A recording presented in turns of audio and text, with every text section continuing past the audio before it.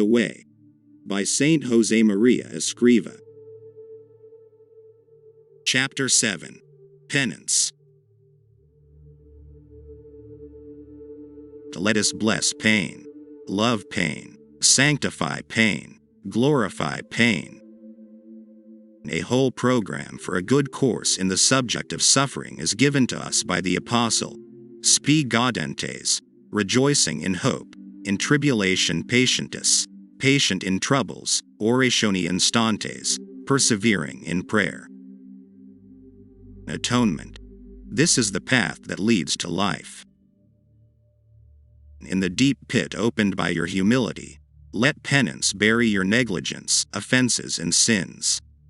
Just as the gardener buries rotten fruit, dried twigs, and fallen leaves at the foot of the very trees which produced them. And so what was useless, what was even harmful, can make a real contribution to a new fruitfulness. From the falls learn to draw strength, from death, life.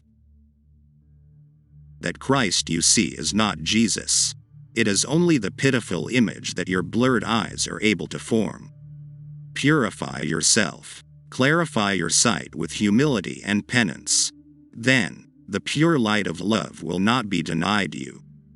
And you will have perfect vision. The image you see will be really His. Jesus suffers to carry out the will of the Father. And you, who also want to carry out the most holy will of God, following the steps of the Master, can you complain if you meet suffering on your way? Say to your body, I would rather keep you in slavery than be myself a slave of yours. How afraid people are of atonement. If all that they do for appearance's sake, to please the world, were done with purified intention for God, what saints many would be. You are crying? Don't be ashamed of it. Yes, cry. Men also cry like you, when they are alone and before God. Each night, says King David, I soak my bed with tears. With those tears, those burning, manly tears, you can purify your past and supernaturalize your present life. I want you to be happy on earth. And you will not be happy if you don't lose that fear of suffering. For, as long as we are wayfarers, it is precisely in suffering that our happiness lies. How beautiful it is to give up this life for that life. If you realize that those sufferings, of body or soul, mean purification and merit, bless them. God give you health. Doesn't this wish for mere physical well-being, with which some beggars demand or acknowledge alms, leave a bad taste in your mouth? If we are generous in voluntary atonement, Jesus will fill us with grace to love the trials He sends us. Let your will exact from your senses, by means of atonement, what your other faculties deny your will in prayer. Of how little value is penance without constant self-denial. You are afraid of penance?